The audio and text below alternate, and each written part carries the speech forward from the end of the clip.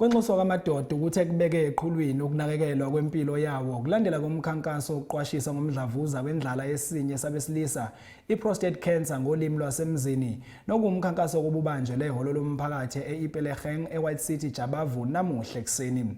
Lolu hlelo ke beluholwa inhlangano i-Men Speak Up ngokubambisana nomnyango wezempilo eGauteng ugxile kakhulu kumzamo yokugwema izifo kanye ke nokuqeda isihlava sokuthi abantu besilisa behambele kude nemtholampilo. Umsunguli ke walenhlangano uPaul Mabusa uthi ke ukusheshshe kubanjwe kwesifo sekusindiseke inqwaba impilo zabantu wabeke senxusa amadoda ukuthi ke hlala ngokuzihlola ephinde ke phumela obala ngesimo sempilo yawo. Sekhuthazwe abesilisa ukuba baqale babeke impilo yabo phambili njengoba imikhankaso yezempilo iqhubeka nokugcizelela ukubaluleka kokuhlolwa njalo. Umsunguli wenhlangano i-Men Speak Up uthi abesilisa abaningi basasaba ukufuna usizo lwezempilo. uMabusa uthi kubalulekile ukuthi abesilisa baqonde ukuthi ukunakekela impilo akusona isibonakaliso sobuthakathaka. Many men they don't realize that they have already an existing prostate enlargement, but now this is the steps of making sure that they are aware of their situation and what must they do going forward. Sibavumela ukuthi baqala ukukhuluma. If you check motto yethu ithi the loudest silence of men, we now use this as what we call speak up.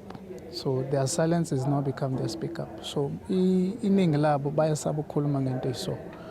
And ngoba ngathi bake batshela ukuthi ningakhulumi ngemizwa yenu. And nakhona bazonenza ukuthi nibe ngathi nebancane or anikho strong. Kube ngokunxusa abesilisa ukuthi bajwayele ukuhlolwa kanye nokukhuluma ngezinkinga zezempilo. Kubaluleke kakhulu ngoba if inhloko yomuzi kugula umndeni wonke, and if ugula umndeni wonke kugula umphakathi. So kubalulekile ukuthi siqale ngenhloko yomuzi ukuthi bazibheke bona ngaphakathi ukuthi how far are they ngale prostate. Iningi labo abekho aware ukuthi bagula, baphaphama sekunzima, sebegula, sebeyolaliswa ezibhedlela kanti ngaleso sikhathi sokulate. Abanye bane opportunity ukuthi bayothola usizo bese bayaphila. Abanye unfortunately ngoba some medications ayibaphathi kahle bese bayahluleka. Umdlavuza weprostate eNingizimu Afrika uma ke kubhekwa ngokombiko uthi cishe bangu 4300 abesilisa abalashayo njalo ngonyaka. Ezindabeni zeSoweto TV ngikunokulunga Mthembu ngiseWhite City eJabavu. Masaqhubeka naloke lolu daba mbukeli, abasebenzi bezempilo bathi ke umnyango wezempilo eGauteng unazo ke inhlelo zezempilo ezakhelwe ukwelekelela amadoda njengoba ke eqhubeka nokuhudula inyawo uma kufonele ethole usizo lwezempilo.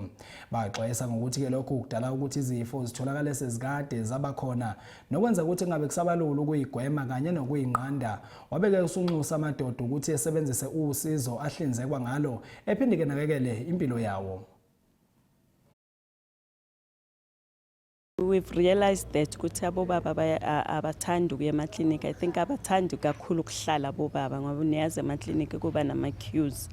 But what we have done ema-clinic ukuthi abobaba bangahlali isikhathi eside. Sinawo ama-men's clinic whereby ubaba makafika especially makathi maybe uphethwe isifo involve kakhulu abantu besilisa. Sibathumela straight to that clinic and kune male nurse ebatreatayo lapho where they are free to talk, you know. Sometimes amadoda ayasaba ukuthi angakhuluma nomuntu owumama ngento ezi-private, but they feel free if they go to a male nurse, then they are open and then bakwazi ukuthi batreatwe. So we've designed those clinics. So if bayafika ema-clinic esho umuntu ukuthi cha ngize ngiyagula but ngicela ukuya e-men's clinic, then we refer them to those clinics. And siyaba encourage amadoda, even young boys bayasaba ukuya ema-clinic, so we encourage them to know they mustn't be afraid to come to the clinics mabeze so that bathole uncedo. I think as a department we're trying by all means. That's why we have For instance, we have people like CHWH, community health care workers, who go in the houses and try to get Lobo Baba Lobo. And then also we have outreaches as in Bona Lana, we have mobile trucks, where we try to go outside than wanting them to come inside. We have also steps to go kulaba basebenzayo. So we are trying a lot for our programs to say abo baba abeze clinic. We have men's clinics that are corner that mabanga bafika e clinic baza specifically for that. We have a center like Itireleng, Zola and Shawela, where specifically bafikela lapho. So we are hoping with that number iyakhula, but any other clinics, they are more than welcome because of we provide different services. Just go to the men's clinic, to those specific clinics, we cater for them specifically.